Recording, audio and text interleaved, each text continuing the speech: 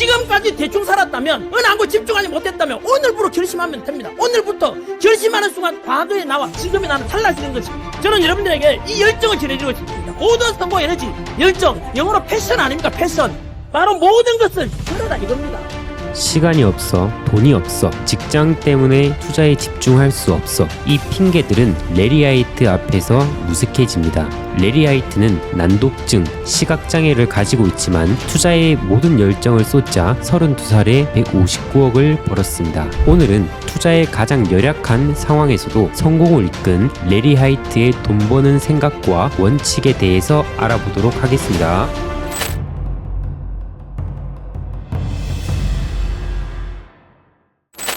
오늘은 난독증, 시각장애를 가지고 있지만 32살에 159억을 번 전설적인 인물 레리 하이트라는 사람이 어떻게 투자로 성공을 했는지 알아보도록 하겠습니다.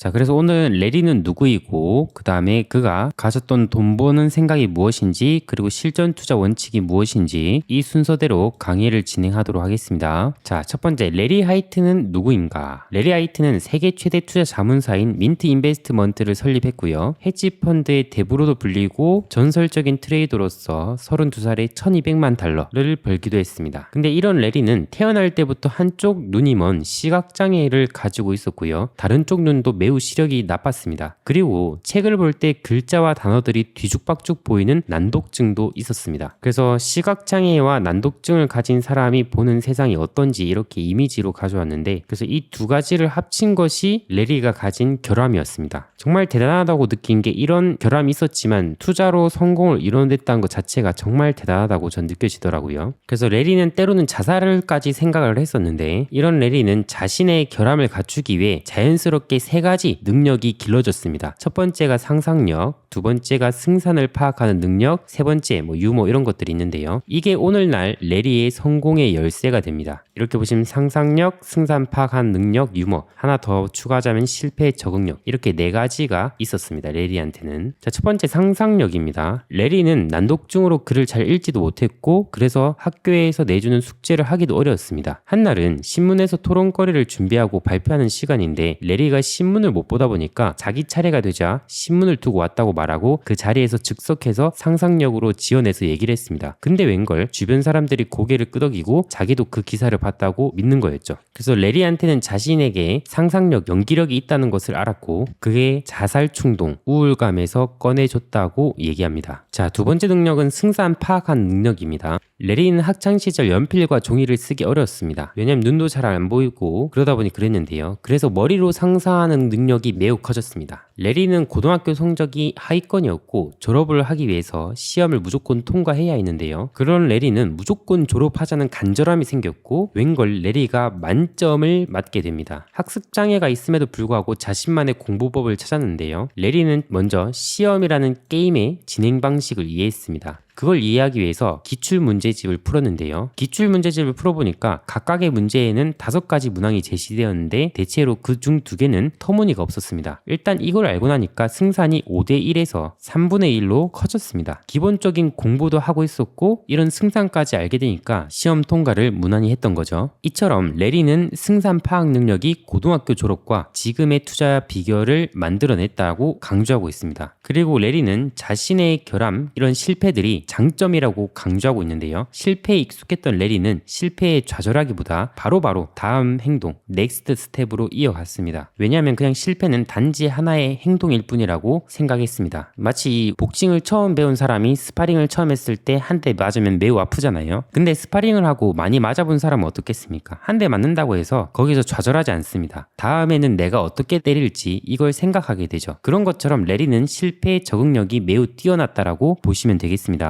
자, 이런 레리가 투자를 이제 접하게 되는데 투자야말로 평생 직업임을 알게 되는데요. 레리는 부자가 되고 싶었고 투자는 부자가 되는 길을 열어주고요. 그리고 자신이 누구인지 판단하지 않았기에 매력을 느꼈습니다. 자신이 학습장애가 있는지 시력이 나쁜지 난독증인지 말랐는지 뚱뚱한지 동성애자인지 이성애자인지 상관하지 않았습니다. 그래서 책에서는 레리의 투자 여정과 그 과정 속 깨달음들을 상세히 공유하고 있는데요. 자세한 부분 여러분들이 책으로 보시면 좋겠고요. 여기서는 보면 레리가 이제 그 여정의 끝에서 책으로 말하는 레리만의 돈 버는 생각들을 이제 알아보도록 하겠습니다. 자, 레리는 자신의 트레이딩 그리고 인생에 접근할 때 4가지 주춧돌이 있다고 말하는데, 첫 번째가 게임에 참여하라, 두 번째가 승산을 살펴라, 세 번째가 모든 판돈을 걸지 마라, 네 번째가 손실은 막고 수익은 늘려라입니다. 자, 하나하나씩 간단하게 좀 알아보도록 하겠습니다. 첫 번째, 게임에 참여하라입니다. 많은 똑똑한 사람들조차 뭔가를 원한다고 말만 할 뿐 그것을 얻기 위해서는 아무 일도 하지 않습니다. 그들은 승자의 무리에 속하지 못하는데요. 왜냐하면 게임에 뛰어들지 않았기 때문입니다. 게임에 뛰어들지 못한 이유는 바로 두려움 때문이고, 두려움을 극복하면 현재보다 더 나은 삶을 살 수 있다고 레리는 말합니다. 그래서 게임에 뛰어들어라 말을 하면서 베팅하지 않으면 얻을 수 없다고 얘기를 합니다. 그러니까 남이 복권 1등이 당첨이 되었다고 배 아파하지 말고, 나는 그 복권을 샀는가, 복권을 하나도 사지 않았음에도 불구하고 누군가는 1등 했다고 배 아파를 한다면은 당연한 거겠죠. 왜냐면 게임에 참여하지도 않았으니까요. 그러니까 이제 게임에 참여하라고 하는 거고요. 베팅이란 단지 우리의 선택이고, 일상생활이나 시장에서는 우리가 통제할 수 없는 것들이 매우 많지만 우리가 선택만큼은 통제할 수 있다고 말합니다. 그래서 게임에 뛰어든다고 해서 두렵게 생각하는 것처럼 무조건 망한다, 그런 건 없으니까, 그런 건 우리가 어떤 선택을 하냐에 따라서, 어떤 베팅을 하냐에 따라서 다른 것이고, 우리가 그것을 통제할 수 있는 부분이라고 얘기하니 게임에 참여하라고 얘기합니다. 두 번째, 승산을 살펴라입니다.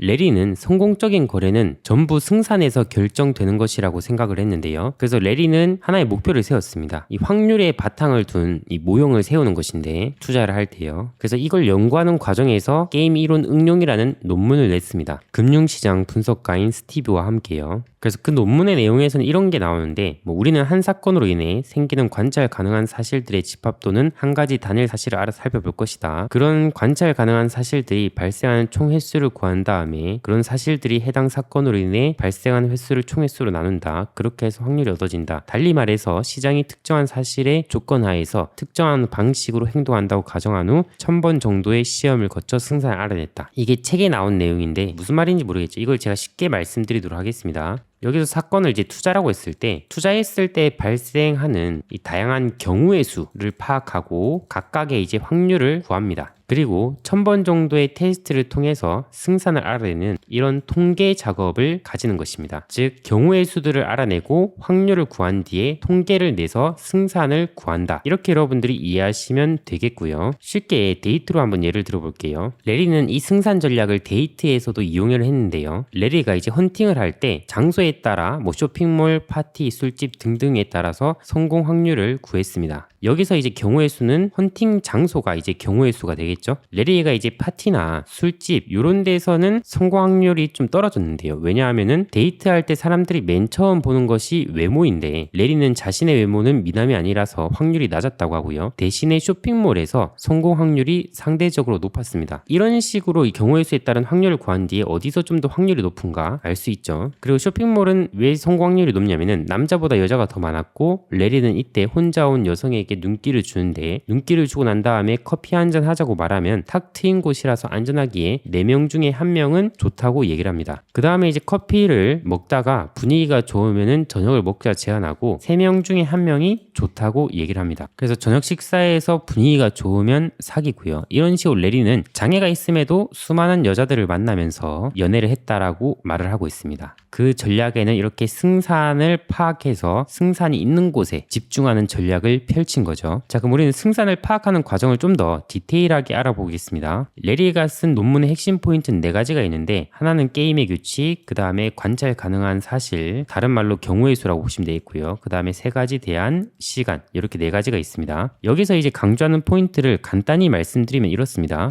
게임의 규칙을 안 뒤에 경우의 수를 파악하고 확률과 통계를 내고요. 여기 3가지 대안에서는 받기, 그 다음에 받고 추가하기, 그 다음에 무르기, 이렇게 3가지가 있거든요. 한마디로 말하면은 베팅할지, 아니면 베팅하고 더 베팅할지, 아니면 이제 그냥 넘어갈지, 이렇게 3가지 대안이 있다고 합니다. 이걸 결정하고요. 그리고 시간도 굉장히 중요한 요소라서 우리가 유리할 때만 베팅해야 된다고 말을 하는 겁니다. 그래서 좀 전에 데이트를 예로 들면은 이 연애 게임에서 규칙은 뭐겠습니까? 연애는 결혼과 다르게 언제든지 헤어질 수 있고 누구든지 만날 수 있습니다. 그래서 레리는 헌팅을 할 때 장소에 따른 경우의 수와 확률을 구했고 상대적으로 확률이 높은 쇼핑몰에 집중을 했습니다. 쇼핑몰에서 지루해 보이는 혼자 있는 여성에게 커피 한 잔 신청하면 그것 자체가 이제 베팅을 하는 거겠죠. 그 베팅 중에 4명 중 1명은 동의합니다. 그럼 여기에다가 더 추가 베팅을 하는 거고요. 여기는 이제 무르기를 해야죠. 근데 만약에 쇼핑몰에도 사람이 없거나 마음에 들지 않을 경우에서는 베팅하지 않습니다. 이런 식으로 우리는 베팅을 통제할 수 있습니다. 자, 그러면 우리가 주식에서는 어떻게 적용할 수 있을까요? 고수들은 하나같이 얘기하는 게 이겁니다. 첫 번째, 소액 테스트를 하고 두 번째, 매매일지를 쓰고 세 번째, 통계를 내보라고 합니다. 그래서 우리가 매매일지를 씀으로써 내가 매매를 했을 때 수익이 나는 경우의 수와 손실이 나는 경우의 수들을 알 수가 있습니다. 그리고 이제 각각의 확률을 구하고 통계를 내서 승산이 낮은 매매는 버립니다. 그리고 승산이 높은 곳에만 투자합니다. 그래서 승산이 낮은 매매만 주식시장에서 보이면은 우리는 매매를 하지 않으면 되죠. 우리가 그걸 이제 베팅할지 말지를 결정하는 것이 중요하니까요. 그래서 제 채널에 보시면은 월 1억 이상 버는 슈퍼게이미들의 주식 공부법이라는 영상이 있는데 이쪽에 링크가 딱 나오도록 해드릴게요. 여기서 이제 매매일지와 통계를 내는 방법, 그 다음에 소액 테스트를 하는 방법에 대해서 구체적으로 다룬 영상이 있으니까 이 영상을 한번 참고해 주시면 좋을 것 같습니다. 자, 이렇게 승산을 알았으면은 베팅을 할 때는 모든 판돈을 걸지 말라고 합니다. 왜냐하면 판돈을 잃게 되면 더 이상 판에 낄 수가 없기 때문입니다. 실제로 레리는 옥수수에 투자를 했다가 과도한 레버리지까지 쓰게 되면서 판돈을 모두 다 잃을 뻔한 경험을 한 적이 있습니다. 그래서 그 계기를 통해서 모든 판돈을 잃지 말라고 꼭 강조하고 있는데요. 자, 그렇다면 어떻게 베팅을 해야 될까요? 레리는 연구를 통해서 실제로 베팅에는 4가지 종류가 있다는 것을 알게 되었습니다. 바로 첫 번째는 좋은 베팅, 두 번째는 나쁜 베팅, 세 번째는 이기는 베팅, 네 번째는 지는 베팅입니다. 여기서 이기는 베팅과 지는 베팅은 결과에 따라 나눠지는 건데요. 이게 좋은 베팅과 나쁜 베팅으로 연결되는 게 아닙니다. 즉 좋은 베팅과 나쁜 베팅이 이기냐 지냐 그 자체를 의미하는 게 아니에요. 레리는 이제 높은 승산, 즉 우리가 손익비가 높은 매매 모델을 발견하고 그것을 베팅하는 과정 속에서 당연히 10번 매매하면은 질 때도 있을 겁니다. 즉 지는 베팅 그 자체는 이 지는 결과 그 자체는 나쁜 베팅이 아니라는 거예요. 그래서 우리가 베팅의 결과는 완벽하게 통제할 수 없지만 두 가지는 확실하게 통제할 수 있습니다. 첫 번째는 베팅의 승산과 두 번째는 내가 부담해야 될 리스크입니다. 그래서 좋은 베팅이라는 거는 내가 감당할 위험보다 더 많은 돈을 벌 수 있으면 그건 좋은 베팅입니다. 반면에 나쁜 베팅이라는 거는 내가 수익을 벌 거보다 잃을 게 더 많을 때 나쁜 베팅입니다. 그래서 트레이더라면은 좋은 베팅을 해야 되고요. 그 좋은 베팅이라는 거는 승산이 높은 베팅이라고 여러분들이 보시면 되겠습니다. 예를 들어서 A와 B가 축구 경기를 하는데 이기면 나에게 $2를 준다고 하고, 즉 $1를 베팅했을 때 $2를 준다고 합니다. 자, 이길지 질지 확률은 반반입니다. 5대5입니다. 자, 그럼 이거는 좋은 베팅일까요, 여러분들? 레리는 좋은 베팅이라고 얘기합니다. 왜냐면은 내가 감당할 위험보다 더 많은 돈을 벌 수 있기 때문입니다. 자, 네 번째 레리의 돈 버는 생각은 손실은 막고 수익은 늘려라입니다. 이 네 번째가 가장 중요하다고 강조를 하는데요. 이 책의 제목으로 삼을 만큼 강조하고 있습니다. 간단히 말하면은 손실은 막고 수익은 따라가라는 말은 어떤 것이 잘 되고 있지 않으면 멈춰야 되고요. 어떤 것이 잘 되고 있으면 계속 해야 됩니다. 이 규칙이야말로 트레이딩에서 추세 추종 전략의 핵심입니다. 예를 들어 레리는 상승 추세를 포착하려면 주식의 가격이 한 4, 50일 대비해서 신고가인지 봅니다. 이건 이제 많은 사람들이 가격이 오를 것이라고 여겨서 이 추세를 따라가기 위해서 주식을 매수합니다. 근데 여기서 가격을 기준으로 하는 이유는 뭘까요?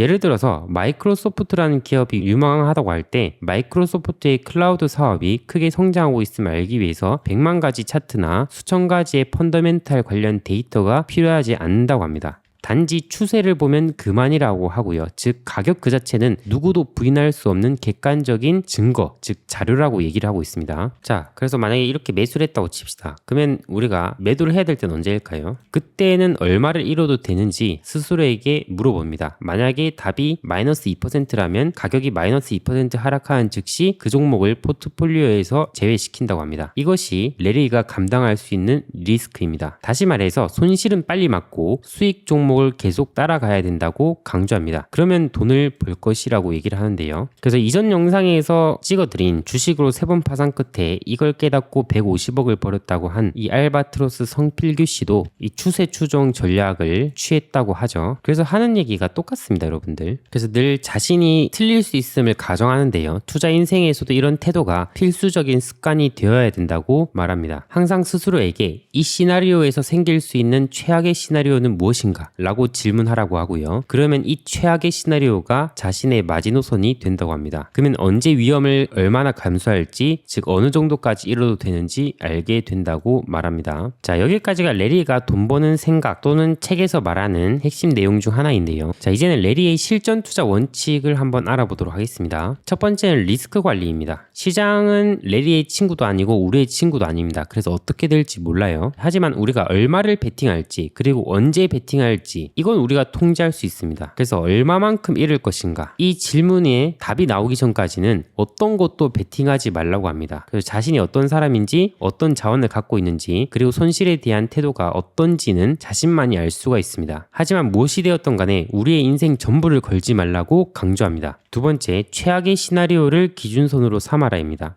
레리는 언제나 내가 어떤 리스크에 처해 있는지 그리고 얼마를 잃을 수 있는지 알기를 원합니다. 세 번째, 어떤 거래든 리스크를 최소화라입니다. 레리는 민트 자문사에서 단일 트레이딩에서도 투입 자산의 1% 이상의 리스크를 떠안지 않았다고 합니다. 다시 말해서 어떤 단일 트레이딩에서도 투입 자산의 1% 리스크를 떠안지 않았다고 하는데요. 그래서 레리가 개인적으로 매매를 할 때는 2% 정도의 리스크 정도는 감소한다고 합니다. 굉장히 좀 타이트하죠. 다음은 분산 투자하라. 분산하고 또 분산하라입니다. 분산하라는 게 단지 하나의 시장 안에서 분산하라는 것이 아니라 레리는 수십 개의 시장에서 분산해서 거래했다고 합니다. 자, 그 다음에 원칙과 시스템을 따르라입니다. 앞서 말했듯이 베팅에는 4가지 종류가 있다고 했습니다. 좋은 베팅, 그 다음에 이기는 베팅, 그 다음에 나쁜 베팅, 그 다음에 지는 베팅인데요. 여기서 우리가 좋은 베팅을 1000번 하면 우리는 이길 것입니다. 근데 그게 시간이 얼마나 걸릴지 모르죠. 그래서 원칙과 시스템을 따르라고 얘기를 하고 있습니다. 그래서 레리는 리스크 관리야말로 우리가 통제할 수 있는 수단이기 때문에 이걸 정말 꼼꼼하게 관리를 하고 있구나 라고 우리가 생각을 할 수 있고요. 자, 그 다음은 추세 추종 기법입니다. 레리는 철저한 추세 추종자이기 때문에 펀더멘탈을 보지 않는다고 합니다. 이 추세를 볼 때 가장 기본적인 것 중에 하나가 이동평균선이라고 하는데요. 이 이평선의 기간을 어떻게 설정해야 될까요? 예를 들어서 20일 내지 30일 이동평균선 같은 경우에는 이런 단기 이평선은 추세를 상대적으로 일찍 알려주지만 조금 울퉁불퉁하다고 하고요. 반면에 200일 이동평균선은 추세를 반영하기에는 느리겠지만 탄탄한 면이 있다고 합니다. 그래서 우리가 이 추세를 활용하기 위해서 이 이평선을 정하고요. 이평선을 위로 올라설 때 매수하고 이평선 밑으로 떨어질 때 이런 매도하는 전략을 추세 추종 기법으로 활용할 수 있다고 얘기를 하고 있습니다. 그래서 우리는 이 규칙을 세워두고 행동에 나서기만 하면 되고요. 그래서 일반적으로 이 이평선을 설정할 때는 우리가 놓치지 않을 정도로 상승이나 하락, 추세를 일찍 알려주는 이평선을 쓰되 추세가 일시적으로 요동치는 것이 아니라 진정한 추세를 파악할 수 있도록 긴 이평선을 이용하는 거라고 합니다. 그게 이제 100일이든 간에 200일이든 간에 기간은 임의적으로 이제 찾아야 되고요. 그래서 이 이평선을 정하고 이평선 위에서 우상향한 주식을 사서 보유하다가 내가 잃어도 된다고 생각하는 금액만큼 이제 하락하기 시작하면 빠져나온다고 합니다. 그래서 손실이 나는데도 눌러있지가 않는다고 해요. 자, 여기까지가 레리가 말하는 실전 투자 원칙입니다. 책에서는 더 많은 내용들이 다뤄지고 있고요. 그런 것들이 궁금하시면 한번 찾아서 읽어보시면 좋을 것 같고요. 개인적으로는 이렇게 장애를 가진 사람이 어떻게 성공했을까 그게 참 궁금했는데 사실 저는 기법이나 이런 것들 추세 추종 기법들 이평선 수치 그런 것들은 사실 궁금하진 않았습니다. 그것보다 어떻게 마인드 컨트롤해서 성공을 했을까 그게 참 궁금했는데 책을 보면서 다시 한번 대단하다고 느끼게 되는 것 같습니다. 개인적으로는 레리의 사고방식 중에 하나인 이 승산을 파악하는 전략이 저에게는 매우 유익했습니다. 그래서 매매일지를 더욱더 열심히 쓰고 통계를 내서 승산이 높은 매매에 집중해보자는 결론을 내리게 되었고요. 레리는 완전한 추세 추종자이기 때문에 펀더멘탈 이런 거를 보지 않는다고 하고요. 그렇지만 우리가 주식시장에서 승산을 높이는 요소 중에 하나는 뭐가 있겠습니까? 바로 이 주식이 어떤 이유로 올라가고 그 이유가 지속이 될 것인가 그것을 파악하는 게 중요하죠. 즉 재료를 파악하는 것이 중요한 요소 중에 하나입니다. 근데 이 재료를 알기 위해서는 우리가 저희가 뉴스를 꼼꼼히 읽어야 되고 매일 장전에도 체크하고 앞으로 일정이 무엇이 있는지 정리도 해놓는 것이 좋습니다. 그래서 제가 운영하는 상한가 추월 차선 어플리케이션이 있는데요. 이건 100% 무료이고요. 여기서 장전에 제가 체크해야 된다라고 느끼는 뉴스들과 앞으로 일정이 있는 뉴스들을 싹 다 정리를 해드리고 있습니다. 그래서 이 장전에 이제 뉴스들을 제가 이렇게 쑥 정리를 해드리고 있고요. 여러분들은 이걸 보시면서 만약에 단타 트레이딩을 하시는 분들은 이런 이슈가 있는 곳에서 한번 놀아볼 수도 있겠구나 생각을 해보실 수가 있습니다. 그리고 일정도 제가 항상 공유해드리고 있는데요. 매주 일요일마다 일정을 정리해드리고 있습니다. 그래서 앞으로 주식시장에서 어떠한 미래 일정이 있는지 알아두면은 만약에 이제 호재로 인식되는 일정일 경우 주가가 일정에 가까워질수록 오르는 측면들이 있죠. 이것 또한 우리가 승산을 높이는 요소 중에 하나겠죠. 그래서 그 일정들을 여러분들이 다 찾으시면은 직장인들은 또 언제 쉬고 또 언제 일하시겠습니까? 이런 것들은 제가 이렇게 싹 다 정리해드리고 있으니 여러분들이 이걸 보시면은 투자에 참고가 되실 수가 있습니다. 그리고 제가 수익도전 게시판에서 이 관심 종목들을 공유해드리고 있는데요. 레리는 우리가 투자에 대한 데이터를 쌓고 매매에 대한 데이터를 쌓고 내가 승산이 높은 매매를 하고 있는지 낮은 매매를 하고 있는지 그걸 항상 점검해라고 얘기를 하고 있거든요. 그래서 이 추천주 게시판은 여러분들과 함께 쌓을 수 있는 데이터라고 보시면 되겠고요. 뭐 이렇게 여러분들한테 추천주도 공유해드리면서 어떤 이유로서 보는지 이런 관점들도 공유해드리고 있고요. 그리고 이걸 최종적으로 결산을 해나가면서 어떠한 수익을 얻었는지 손실은 또 어떻게 되는지 이런 것들을 공유를 해드리고 있습니다. 그래서 2024년 데이터가 이 정도이고요. 그 다음에 2023년 데이터도 이렇게 쭉 나와 있죠. 그리고 2022년 데이터도 이렇게 쭉 나와 있고요. 그리고 2021년 데이터도 이렇게 쭉 나와 있습니다. 즉 힘든 주식시장 속 여러분들이 이렇게 관심 종목도 활용하시면서 데이터를 좀 쌓아가시는데 참고가 되시길 바라겠고요. 그뿐만 아니라 이 상한선 스쿨이라는 메뉴에서는 우리가 차트에서 좀 중요하게 볼 수 있는 지표들이나 그 다음에 수식들을 공유해드리고 있습니다. 그래서 어플 한번 여러분들이 참고해 보시면 좋을 것 같습니다. 이렇게 하루하루 뉴스를 보고 일정을 체크하면서 지내다 보면은 1년이 지나면 다른 자신이 되는 것을 느낄 만큼 중요한 데이터가 되니까요. 한번 잘 참고해 보시길 바라겠습니다. 오늘 영상은 여기까지 하겠고요. 도움이 되셨다면 좋아요, 구독, 알림 설정 눌러주시면 다음번에 좋은 영상으로 찾아뵙도록 하겠습니다. 감사합니다.